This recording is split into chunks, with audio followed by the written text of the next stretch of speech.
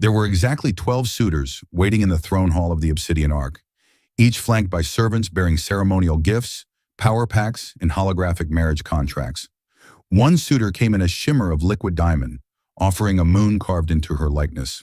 Another, a floating brain encased in gold, a representative of the collective mind of Saravath, proposed a neural fusion that would eliminate loneliness through synchronized consciousness. Verena listened, half-lidded, seated on a hovering throne composed entirely of singing stones, mined from a collapsed star. She nodded occasionally, the same way one might nod at passing meteorites, briefly and without emotional investment. When the 12th suitor began reciting a poem about her formidable femoral authority, she raised one white-gloved hand, and the entire recitation evaporated into static. Her voice followed, low and surgical. Next! The suitors exchanged glances, but none stepped forward. They knew what came after next. A void ship opened behind them, silent and predatory, and without further debate, all 12 proposals were politely discarded into the vacuum of space, along with the poets, gifts, and singing holograms of affection. The Obsidian Ark resumed its silent course through the thermic drift. In the privacy of her command chamber, Verena removed her crown, flicking it across the console like a disinterested god flicking a pebble into a black hole. The artifact hovered in midair, suspended by the anti-grav field, and spun gently. Her long ears twitched in mild annoyance. She pressed her knuckles into her temples. 12 suitors, all boring, and one brain in a jar with boundary issues. A voice chimed in. Technically, Your Majesty, the brain was a member of a respected pan-galactic intelligence. Quiet, Olrox, she said. The ship's AI obeyed, except for a final whisper. Still, statistically, you are running out of unique kingdoms to reject.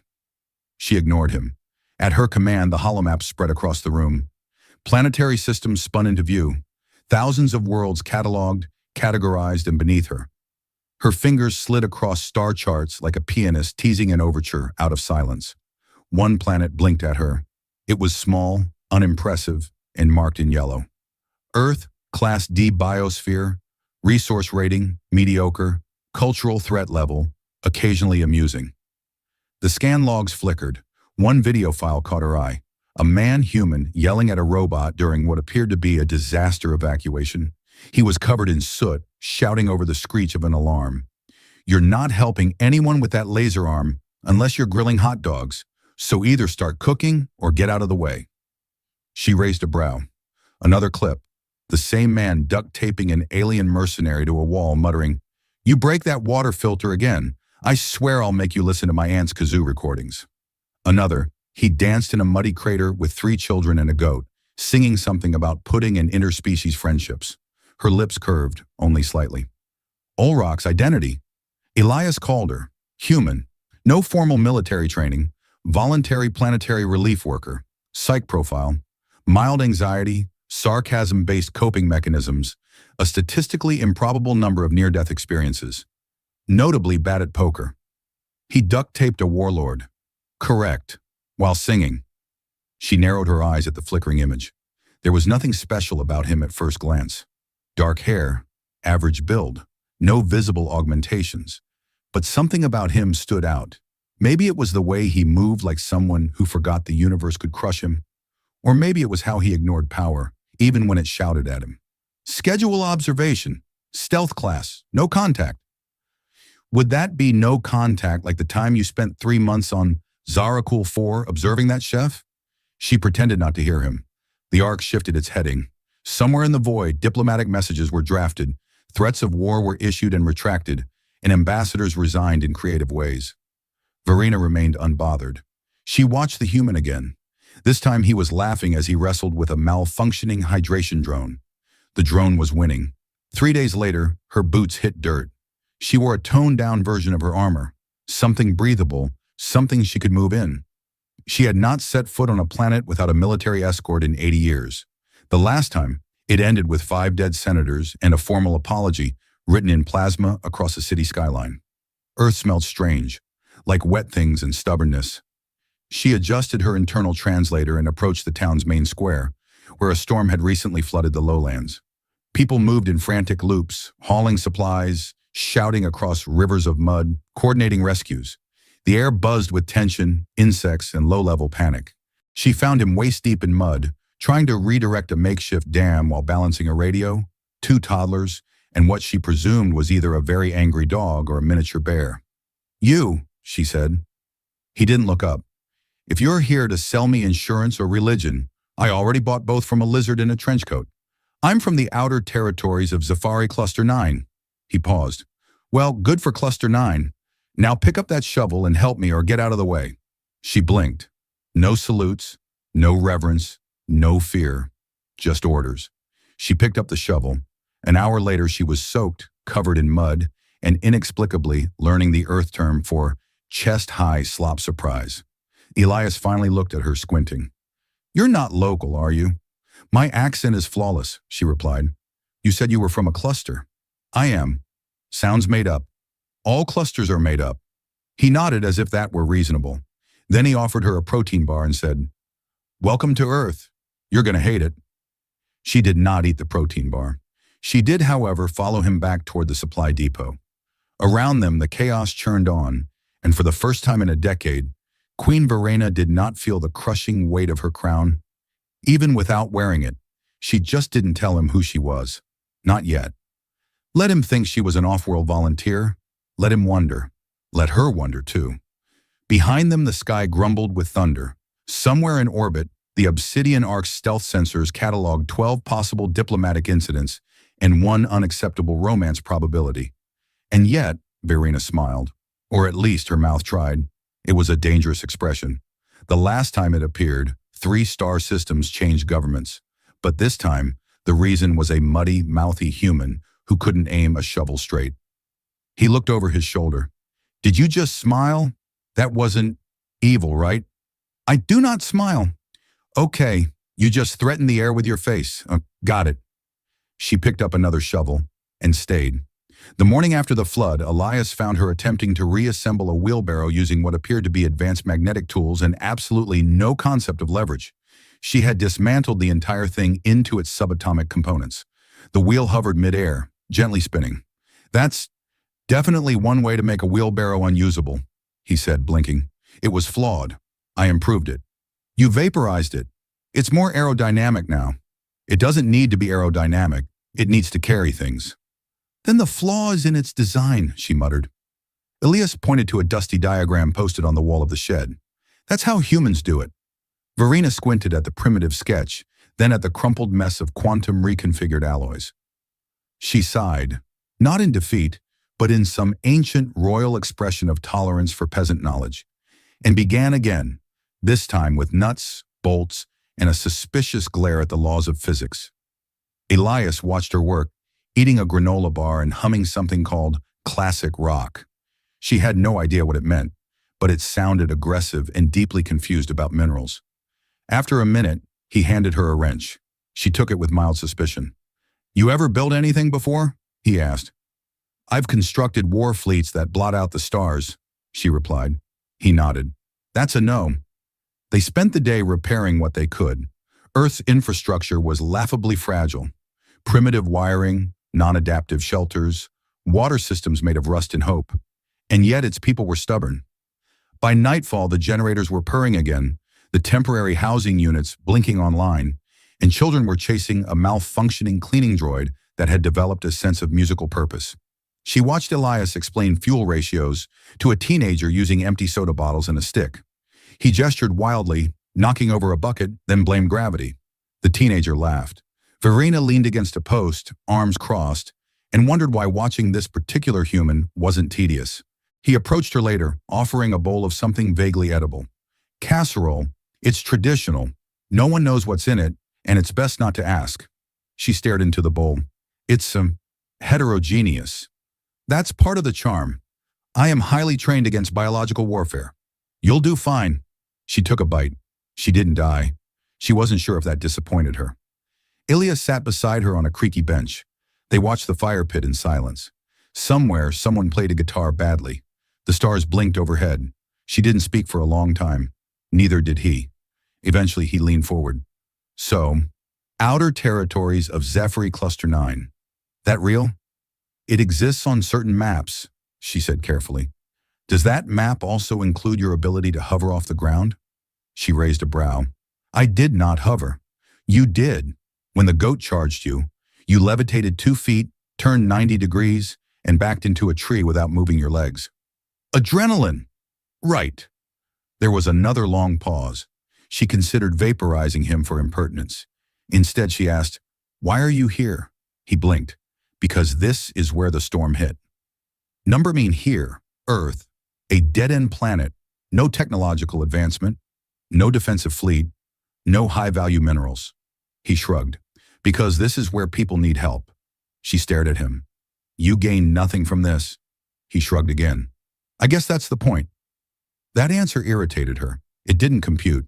Altruism wasn't an unknown concept, but it was usually attached to propaganda or religious mandates, not mud-soaked humans with sarcasm and bad knees.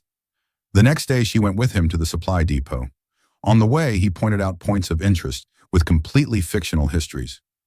That's the great lamppost of enlightenment, he said, nodding at a broken streetlight. Legend says it flickers only when your soul's not at peace. She played along. And that dumpster? Shrine of lost sandwiches. Pilgrims come to honor forgotten lunches. She raised an eyebrow. You are not sane. You're just now figuring that out? The depot was a disaster. Boxes stacked in no discernible order. Items misfiled under confusing labels like importantish stuff and probably not explosive. Verena immediately began reorganizing. Within an hour, she had established a data grid, categorized inventory by molecular stability, and reprogrammed a forklift to hum soothing tones. Elias returned from the river, covered in algae. Did the depot gain sentience while I was gone? It is now marginally less inefficient. Did you name the forklift? It named itself. He stared at her. You're either a genius or a supervillain. Why not both? Later, the two of them found a moment beside the wrecked community center. She patched a solar conduit while he patched a wall with duct tape and mild profanity.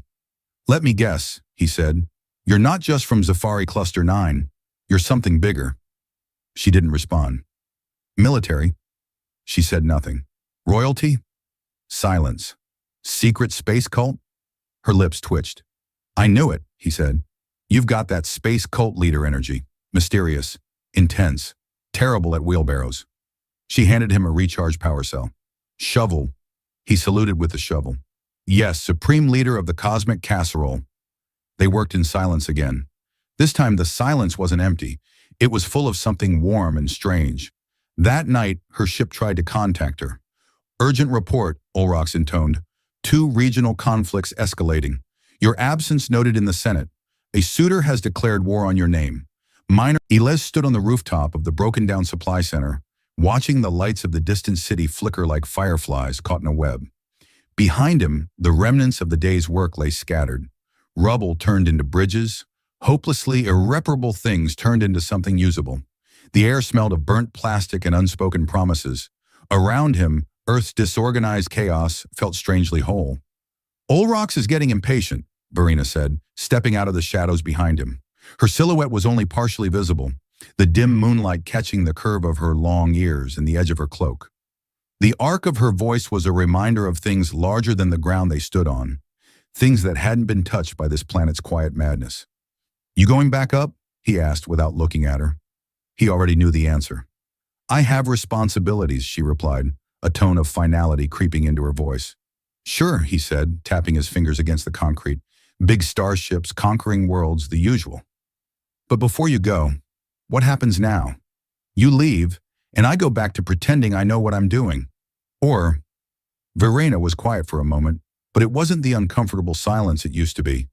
This one was different, threaded with the sound of things shifting. I'm not going back, she said finally.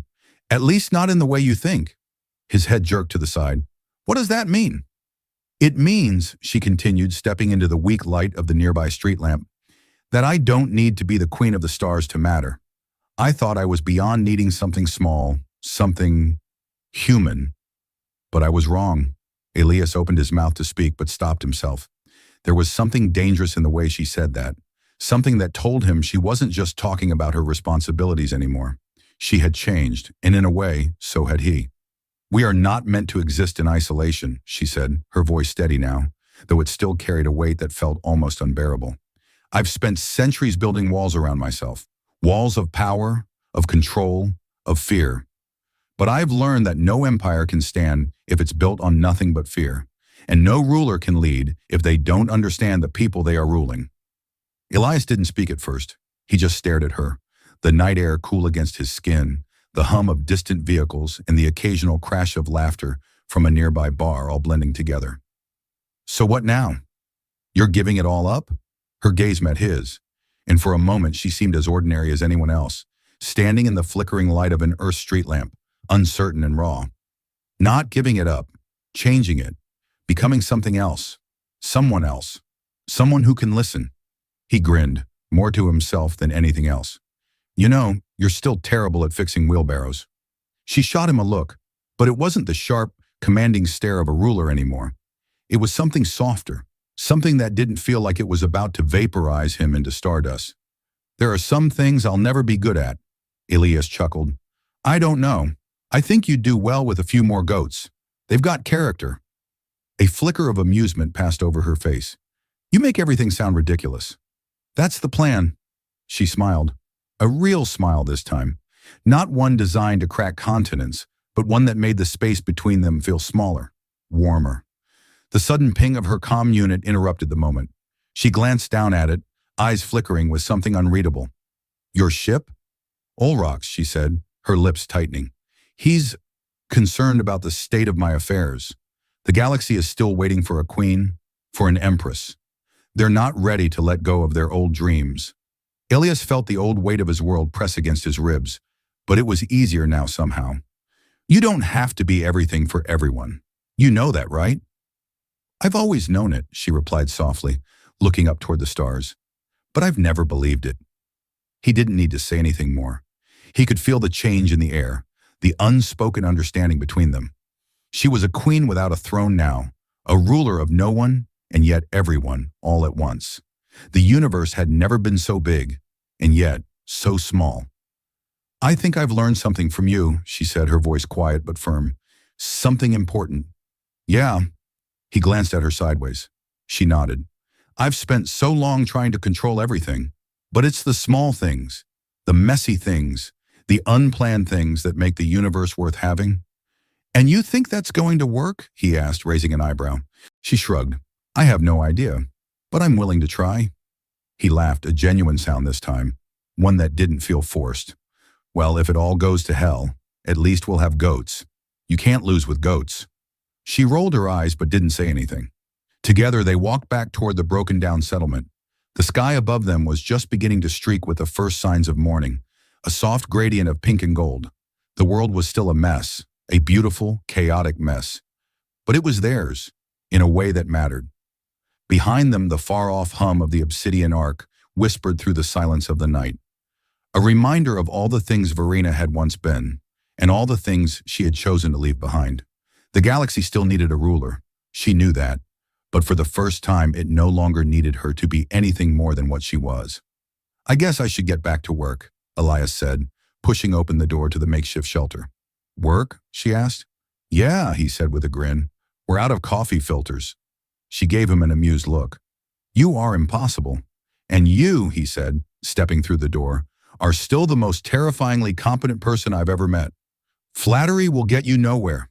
It already has, he replied, disappearing inside. Verena stood for a moment longer, watching the stars wink overhead, feeling the weight of her crown still, but lighter now. Somewhere out there, empires still crumbled, and destinies were still being forged. But not hers, not anymore. For the first time in centuries, she let herself feel a quiet peace that was, in itself, a kind of power. The universe would wait, for now she had something better to do.